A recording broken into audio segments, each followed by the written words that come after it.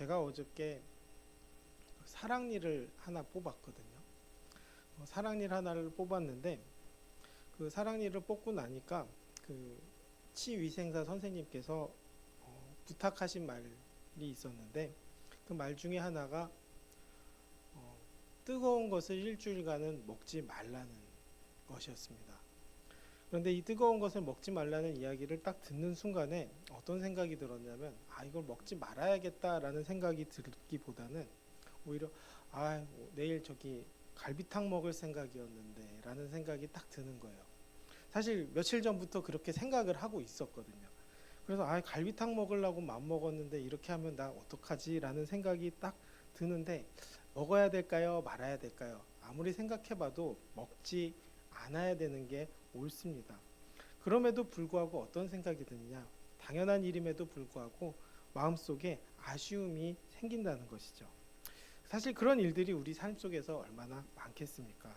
그럴 때 내가 누구 말을 들어야 할 것인가, 또 누구 말을 따라야 될 것인가, 사실 고민이 들게 됩니다. 그 치위생사 선생님의 말을 들어야 될 것인가, 아니면 내 감정에 더 집중해야 하는 것인가. 사실 누구 말을 듣느냐에 따라서 사람의 가치관의 차이를 만들게 되는 것이죠. 결국 어떤 마음을 갖느냐, 또 어떤 것을 듣고 행동하느냐에 따라 그 사람의 가치관, 또 그 사람의 삶의 기준을 보게 되는 것입니다. 아브라함과 롯의 가족의 차이도 여기서 드러나게 됩니다. 결국 어떤 이야기를 듣고 어떤 마음을 갖느냐에 따라서 그 가치관이 형성이 되고 또 그 형성된 가치관으로 선택하게 된다는 것이죠. 사실 아브라함은 하나님으로부터 공정한 삶, 또 하나님의 길을 따르라는 그 명령을 받습니다. 그 하나님의 길을 따르기로 작정했기에 롯에게도 너가 선택하는 곳을 선택하지 않겠다고 이야기합니다. 그래서 그는 화려한 도시가 아니라 오히려 장막에 거주하면서 그 불편함을 감수하더라도 하나님을 믿고 따라가는 삶의 방식을 선택했죠. 그런데 롯은 어떻습니까? 아브라함과 헤어질 때도 눈에 보이기 좋은 곳, 그리고 물이 넉넉하고 살기 좋은 소돔을 선택했습니다. 그 도시의 화려한 문명과 또 기술의 동경에서 그곳의 유력자로 되는 등 성공을 추구하는 삶을 살게 되었다는 것이죠. 아브라함은 관계에서도 굉장히 다른 생각을 하게 됩니다. 나그네를 맞이할 때도 마찬가지죠. 살찐 송아지를 잡고 또 풍성한 대접을 하면서 기쁨과 환대로 마음을 열었습니다. 그에게 찾아온 천사라고 믿었기에, 또 하나님께서 보내셨다는 것을 믿었기에 환대하고, 또 그것을 인해서 풍성하게 대우할 수 있었지만 롯 역시도 천사가 그에게 왔지만 그 지방에서 여전히 살면서 그들의 인색함이 묻어져 있습니다. 그래서 풍성한 대접이 아니라 오히려 무교복만 내놓으며 자신의 대접에 대한 선을 긋는 모습을 보이는데, 이 역시도 결국 치열한 경쟁과 불신이 가득한 그 도시에서 마음을 닫고 사는 그 가치관을 갖게 되었다는 것을 그의 모습을 통해서 보게 됩니다. 그렇기 때문에 신앙적으로도 완전히 다를 수밖에 없습니다. 아브라함은 온전히 하나님을 신뢰함으로 더 이상 하나님으로 인해 채워지는 삶을 추구했고, 또 내가 더 가지지 않더라도 오히려 더 가진 자처럼 믿음으로 살아가는 모습을 보게 됩니다. 그런데 롯은 어떻습니까? 심판의 경고를 듣고도 머뭇거리고 지체합니다.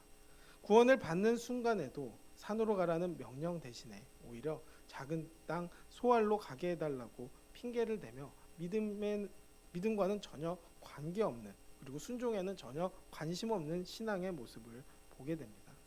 결국 이 차이가 결국 삶의 가치를 보여주는 것이고, 또 삶의 끝의 결과가 다른 것을 보게 되는 것이죠.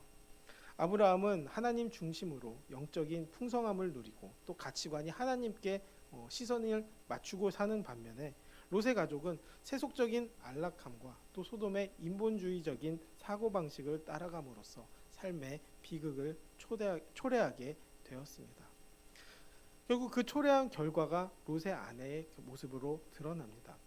천사가 뒤돌아보거나 들에 머물지 말라는 말을 듣고도 뒤를 돌아보다가 오히려 소금 기둥이 됩니다. 그 이유는 하나님의 특별한 자비와 구원 앞에서도 소돔과 고모라의 생활을 아쉬워했기 때문입니다. 결국 그의 아내가 소금 기둥이 된 이 일은 결국 영적인 우선순위를 버리고 세상에 집중한 사람들에게 이야기하고 있는 것이죠.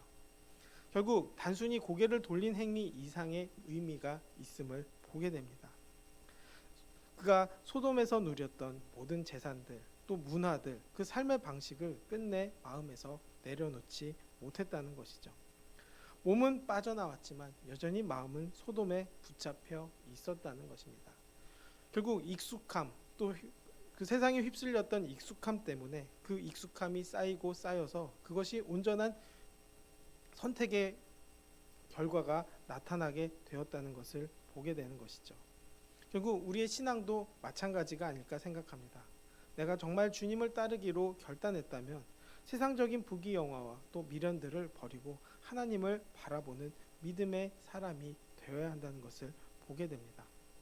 결국 그녀는 평소에 좋은 것에 눈길을 떼지 못하고 살던 그 방식 때문에 뒤를 돌아보았고 전혀 하나님을 의식하지 못했다는 것을 보게 됩니다.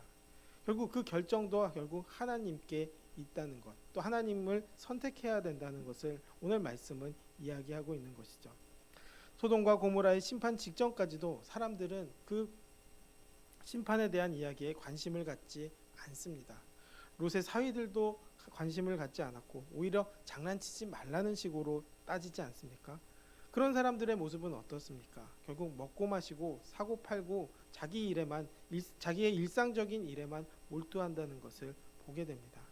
결국 이러한 일상적인 일들이 삶을 통째로 사로잡아서 결국 다가올 심판을 못 보게 하는 그런 생각을 만들어 낸다는 것을 우리가 경계해야 한다는 것이죠. 그렇기 때문에 현대의 풍요로움 속에서도 결국 하나님을 의존하고 의식하고 생명의 길로 인도하는 자세를 갖고 나아가는 우리 마음이 되어야 된다는 것을 다시 한번 강조하고 있는 것입니다.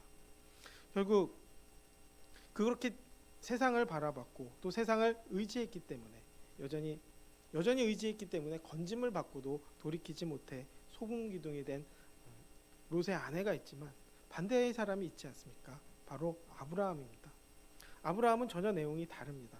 그는 소돔과 고모라를 바라보아도 소금 기둥이 되지 않았습니다. 전혀 아무렇지도 않았다는 것이죠. 아브라함과 롯의 아내가 같은 곳을 바라봤음에도 전혀 다른 결과로 나타난 것은 결국 그의 마음이 어디에 있는지 그 영적 태도와 마음가짐의 차이가 있음을 우리가 말씀을 통해 드러나게 됩니다. 그의 중심은 소돔과 고모라 땅이 아니라 결국 하나님께 시선이 고정되었다는 것을 이야기하는 것이죠. 세상의 풍요로움에 미련을 갖지 않고 오히려 그 심판이 임할 것을 알고 조카 롯을 안위하고 걱정하며 또 중보 기도를 하는 마음으로 그곳을 바라보았다는 것입니다. 그저 단순히 구경꾼으로 서 있었던 것이 아니라 결국 기도하고 또 롯의 구원을 위해서 더욱더 기도하며 하나님 안에 있었다는 것을 보게 되는 것이죠. 결국 하나님의 공의와 긍휼을 구하는 자리에 있었기 때문에 아브라함은 전혀 소돔과 고모라를 바라보아도 상관이 없었다는 것이죠. 오히려 하나님께서 소돔을 멸하실 때 아브라함을 생각하셔서 롯과 그의 가족을 엎으시는 중에 내보내셨다는 것입니다. 결국 아브라함은 심판의 대상으로 본 것이 아니라 타인을 구원하기 위해 하나님과 소통했다는 것을 보게 됩니다. 롯이 구원받은 것조차도 롯의 자격이나 조건 때문이 아니라 오히려 아브라함의 기도 덕분이었다는 것이고 그런 영적인 하나님을 향한 마음 때문에 심판으로부터 아브라함은 안전하게 지켜졌다는 것을 보게 됩니다. 그럼에도 불구하고 그 반대 롯의 가족들은 어떻습니까? 구원을 받았음에도 불구하고 결국 하나님의 말을 따르기를 원치 않았습니다. 롯의 아내뿐만이 아닙니다. 소아를 떠나서 산으로 피신할 때도 두 딸과 함께 나와서 산에 올라가서 거주하면서도 산으로 도망하려 했지만 여전히 두려워해서 소알 땅으로 가기를 간청했고 또 그저 상황이 바뀐 것으로 인해서 결국 산속의 한 굴에 머물게 됩니다. 그런데 이 굴에서의 생활이 또 이상합니다. 두 딸은 자신들이 결혼할 남자가 없다고 판단해서 종족을 보존해야 한다는 생각에 사로잡힙니다. 그래서 말도 안 되는 계획을 실행하려고 하는 것이죠. 자녀를 가져야 한다는 생각 자체는 나쁘지 않았지만 결국 그 방법에 있어서 소돔의 삶과 또 방식 그리고 사고 방식을 그대로 따랐음을 보게 됩니다. 그래서 아버지 롯에게 술을 마시게 해서 취하게 한 뒤 차례로 그 아버지와 동침합니다. 큰 딸이 먼저 동침하고 또 이튿날에 작은 딸이 동침하고 또 롯은 그 취해서 눕고 일어나는 것조차도 깨닫지 못했다는 것이죠. 어떻게 이런 생각을 할 수 있을까 생각해 보지만 그들 역시도 결국 소돔의 문화에 취해 있었고 또 그것으로 인해서 경험이 쌓였기 때문에 그들의 문화에 휩쓸려서 동성애와 그리고 폐륜 같은 극단적인 쾌락을 추구하고 또 도덕적인 분별력을 상실했음을 보게 됩니다. 사실 롯이 소돔에 살면서도 천사들을 보호하기 위해서 자신의 딸들을 내어주겠다고 제안하는 그 자체가 얼마나 잘못된 가치관이었습니까? 그 역시도 여전히 소돔의 가치관에 머물러 있었고 또 그 환경에서 결국 그 딸들 역시도 종족 보존이라는 목적을 위해서 아버지와 동침한다는 반인륜적인 수단을 정당화하게 되었다는 것입니다. 그 태어난 자녀들이 어떻게 됩니까? 결국 임신하게 되고 큰 딸은 아버지로부터 라는 뜻의 모압이란 이름을 갖게 되어 모압의 조상이 되었고 결국 두 작은 딸이 낳은 아들은 베남미 내 친족의 아들이라는 뜻으로 암몬 자손의 조상이 되었다는 것이죠. 결국 그렇게 태어난 아이들은 족보가 어떻게 꼬입니까?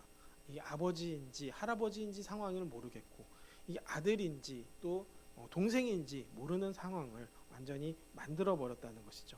그러면서도 아무렇지 않게 그렇게 살았다는 것 자체가 얼마나 죄악에 휩쓸린 삶의 모습이 드러나는 것을 우리가 알게 되는 것입니다. 결국 이 두 딸의 선택은 그들의 단순한 개인적인 일탈이 아니라 오히려 소돔이라는 세속적이고 타락한 환경이 결국 인간의 본성과 가치관을 어떻게 바꾸는지를 보여주는 사례임을 보게 됩니다.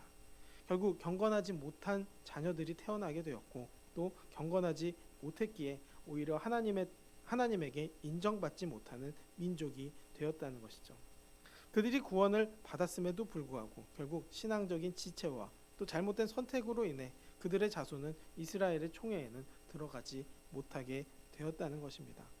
결국 내가 어떤 마음에 휩싸여 있느냐 또 내가 어떤 마음을 가지고 살아가느냐에 따라서 그 가치관이 결정된다는 것을 보게 됩니다.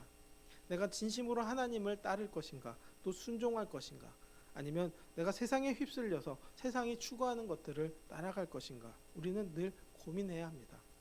제가 이빨 하나를 가지고도 뜨거운 것을 먹느냐 마느냐에 대해서 고민한 것이 참 말이 안 되지 않습니까?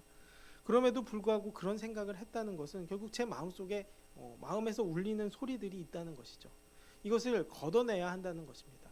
신앙생활을 하면서도 마찬가지죠. 내 욕심을 자꾸 불러일으키는 생각들, 마음들 그리고 하나님과 멀어지고 싶어하는 마음들이 있을 때 우리가 그것을 물리쳐낼 수 있느냐 물리쳐낼 수 없느냐는 결국 내 마음의 중심이 어디에 있느냐 또 내가 어디에 익숙해져 있느냐에 달려 있다는 것을 보게 됩니다. 결국 우리는 이 기도하는 자리에서도 하나님을 선택하기를 원합니다. 또 내 삶을 살아가면서도 하나님의 뜻을 구하고 바라보게 되기를 원합니다. 그리고 그 지혜를 달라고 늘 구하며 살아가게 되기를 원합니다. 그래서 우리의 선택이 결국 구원의 역사를 이루는 선택, 또 하나님께서 기뻐하시는 선택, 그리고 하나님의 뜻을 따라가는 선택을 함으로 인해서 세상이 소금 기둥이 된다 할지라도 우리는 주님 믿고 어디를 보아도 하나님을 의지하고 바라보고 중보하고 기도하는 마음을 통해 하나님의 뜻을 이루며 또 하나님의 영광과 구원의 역사를 이뤄가는 우리 모두가 되기를 주님의 이름으로 축원합니다. 기도하겠습니다. 사랑과 은혜가 많으신 하나님 아버지 감사합니다. 내가 어떤 가치관을 가지고 살아가느냐에 따라서 내 선택이 달라진다는 것을 보게 됩니다. 결국 마음의 중심에 하나님이 있느냐 하나님이 있지 않느냐에 따라 그 가치관이 완전히 달라진다는 것을 보게 됩니다. 구원을 받으면 그 구원에 대한 기쁨을 가져야 하는데 세상에 취해서 결국 구원에 대한 기쁨보다는 세상의 문화에 또 휩쓸려가는 이 롯의 가족들의 모습을 보면서 아버지 내 마음에 하나님이 중심되어 이러한 실수가 나타나지 않게 하여 주시옵시고 믿음의 길을 갈 수 있도록 인도해 주시고 주님의 뜻을 따라 내 가치관과 내 생각의 중심이 하나님께 시선을 고정시키는 마음을 허락하여 주시옵소서. 오직 주님이 주시는 은혜와 주님이 주시는 능력을 붙잡고 세상을 이길 수 있는 우리가 될 수 있도록 인도하여 주옵소서. 모든 영광 주님께 돌리며 예수님의 이름으로 기도드렸습니다. 아멘.